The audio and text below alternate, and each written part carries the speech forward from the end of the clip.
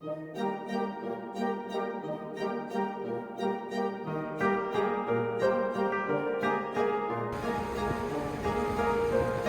joys of autopilot. We are on the bow for this very long journey, and it's really hot, and it's much cooler up here.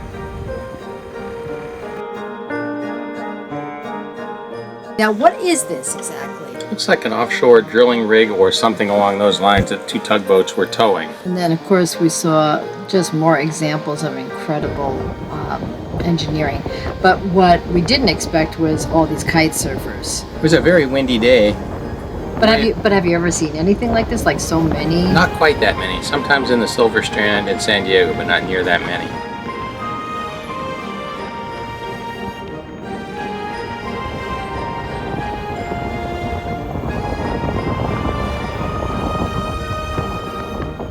He was going airborne and doing flips and things like that. Quite impressive.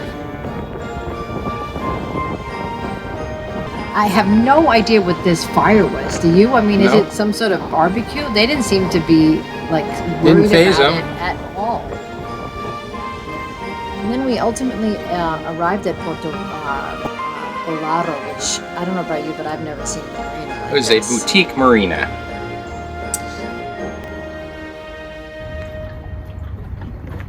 A little bit challenging to get on the boat, but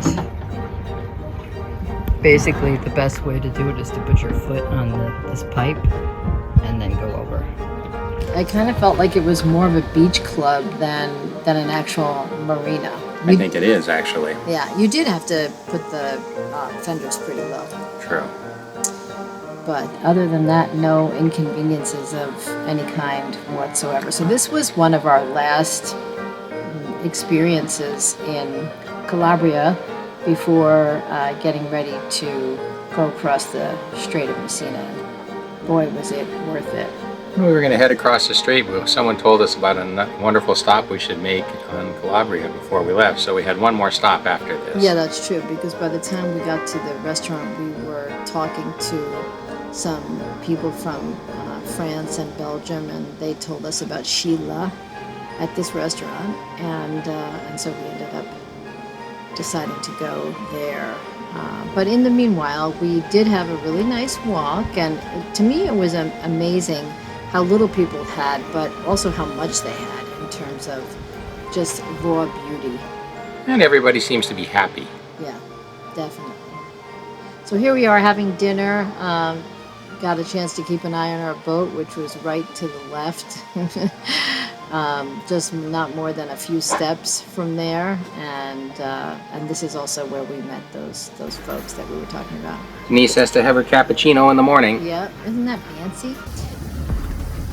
So, honey, we're about to do something interesting, which is crossing the strait. Can you talk a little bit about some of the challenges in terms of trying to calibrate this, the sites about about Gibraltar and what people are telling us, and the conflicting information? Let's start with that. Basically, you get a lot of current through this choke point. It's 1.6 miles wide between Sicily and the mainland of Italy, and there's tide. So with the tide, the current rushes through this strait.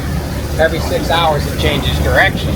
It goes up to, during the biggest tides, up to a 7-knot current. So you don't want to be fighting that. So you time it. We timed it so that it was near slack water, so that it won't be too hairy. Slack water meaning? In between high tide and low tide. Okay.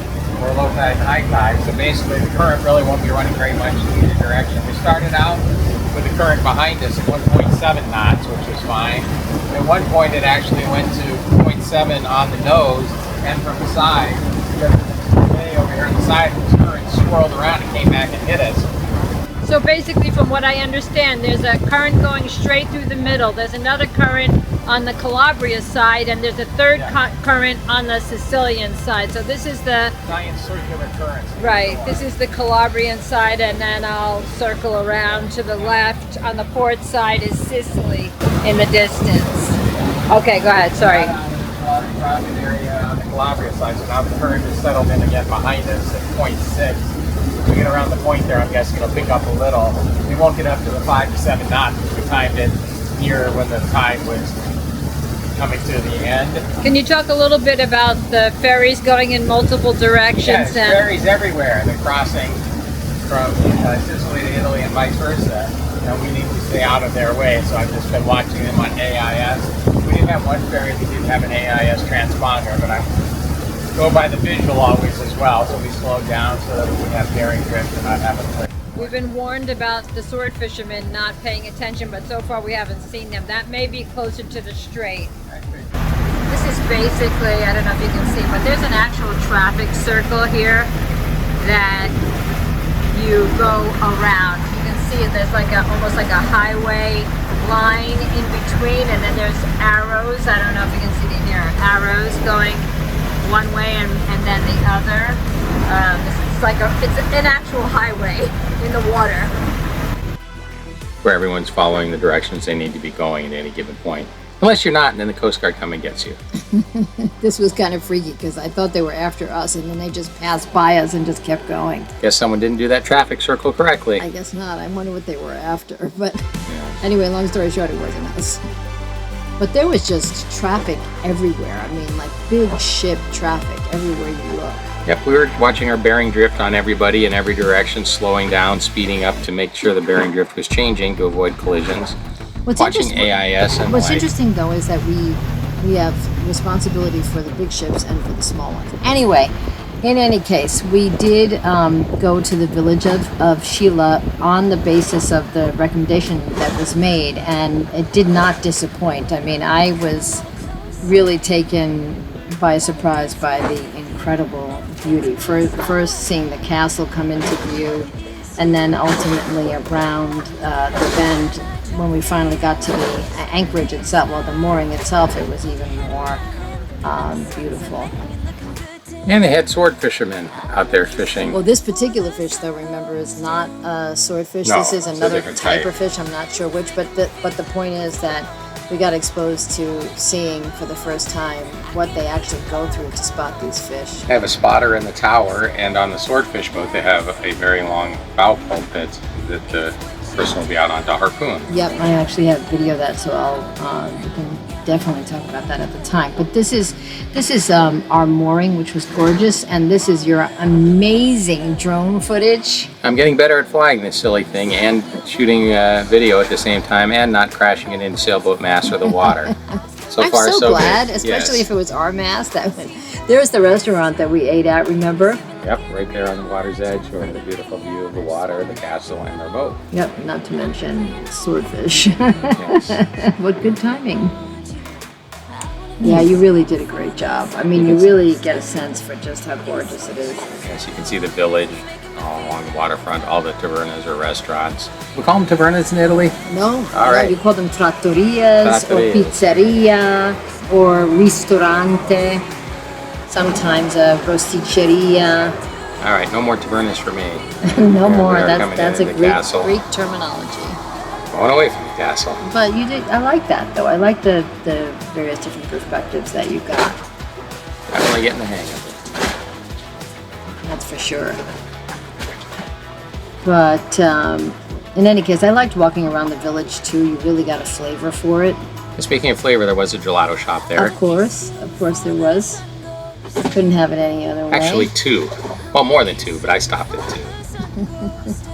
And of course, just fishing boats everywhere you look, including this little pulley system and this little young girl who caught her first fish. That was so cool. Just a lovely village, just beautiful. Very friendly people there. We climbed to the castle, so of course we had a great view of our boat, not to mention the beach below, which was awesome.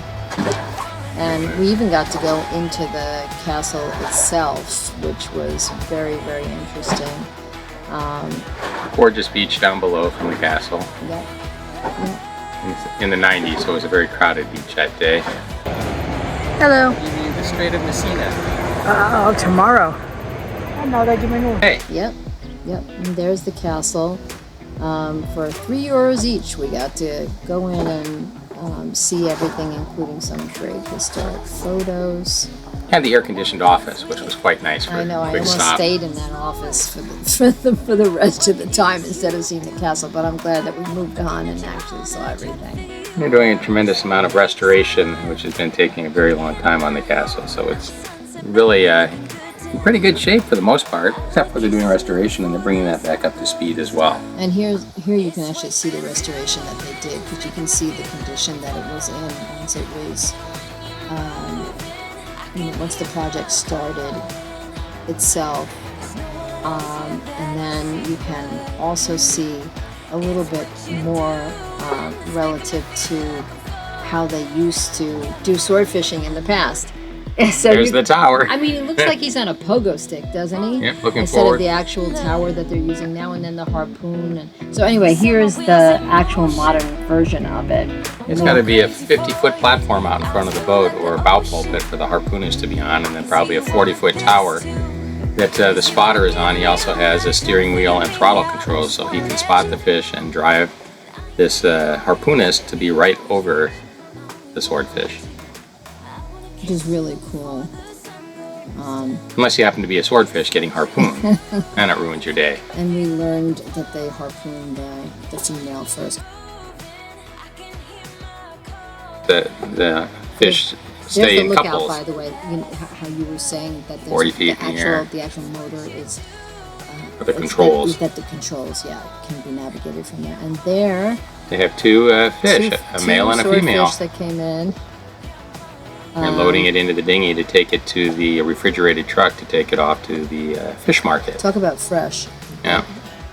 We ended up eating some of that swordfish the Yep, same for day. dinner at the So local that market was or really restaurant. awesome.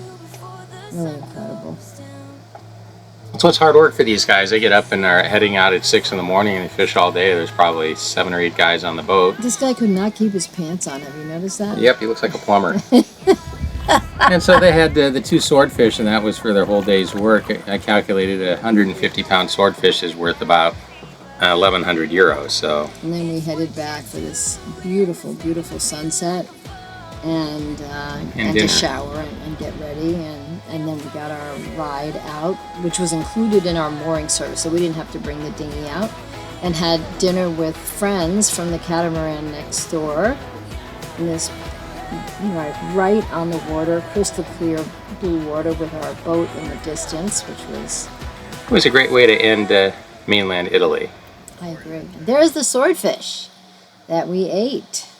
I had pizza. You had pizza, but you had a taste of the Oh, I did. I swordfish. helped you out. Yeah. We took a little walk, passeggiatos walk after dinner. Got to see how the locals enjoy themselves. A beautiful view of the castle above. Really, really good time. Love seeing the kids. So Denise, who's your new friend? Come ti chiami? Giovanni. Giovanni. E io Denise. Sì. Coffee drinking buddies. Abbiamo fatto un caffè sopra. Ciao. Ciao. We're working on your drone. I was worried that you would wonder where in the world I was. I was tailing you with the drone going, who's this guy she's with? This is interesting. And he literally took me to his bar, one of the only bars that was open all the way at the top, so above the castle actually. There's a great photo of him looking out over this incredible view, and he absolutely insists that it's the most beautiful place in the world. So I might have to disagree slightly, which is that Sicily is absolutely exquisite. It's almost a different country. I think the Sicilians would agree. So we saw Milazzo, it was beautiful, and then we moved on to Tindari, which is a nature preserve with a sanctuary above it, and the views were just spectacular, and the water crystal clear. So Corey and I both took a lovely, I can't even call it swim, a relax, un bagno splendido with this incredible view. The area is kind of almost like a sandbar or an isthmus that with water on both sides, and almost like a lake. In fact, I think they call it I laghetti, which means little lakes. and of course with the gorgeous view of the sanctuary. The sunset was lovely. We went ashore with the dinghy, and we had our first Sicilian pizza. Your first pizza in Sicily, right? Yep. You haven't had your first gelato though. No, but I see this gelato case behind you. I was kind of concerned, but I think I see one. Okay, good. Yes.